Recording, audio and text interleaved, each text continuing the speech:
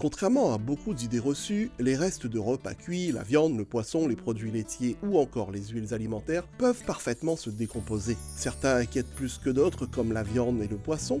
Les personnes ont notamment peur d'attirer les rongeurs avec ces aliments. Il faut savoir que les rongeurs sont omnivores. Ils mangent donc aussi bien les légumes et les fruits que les restes de viande ou de poisson. Le souci vient surtout du fait que les aliments cuits, la viande et les produits de la mer en particulier, peuvent dégager des odeurs s'ils ne sont pas décomposés comme il faut dans le composteur. L'enjeu est donc de déposer ces déchets sans générer de nuisances. Bonne nouvelle, c'est très simple, suivez le guide. Pour disposer vos déchets cuits, viande et poissons, vous avez besoin de suffisamment de matière et notamment de déchets secs pour recouvrir vos déchets.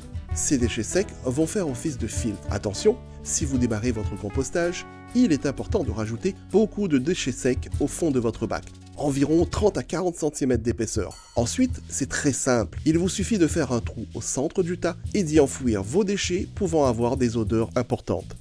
Pour plus de sécurité, vous pouvez mélanger un peu de ces déchets à ceux déjà présents et rajouter une couche un peu plus copieuse de déchets secs. Pour être tranquille, nous vous recommandons d'installer des dalles sous votre composteur pour empêcher à d'éventuels rongeurs des parages de trouver le chemin de votre tas de compost.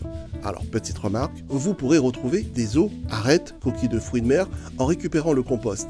Il ne restera alors que la partie minérale. Vous pouvez parfaitement les mettre dans vos pots ou dans votre jardin. Ils apporteront des éléments minéraux à votre sol et se dégraderont progressivement. Les huiles alimentaires. Si vous disposez d'une quantité d'huile alimentaire raisonnable, un peu moins de 5 litres, il est possible de les mettre au compostage.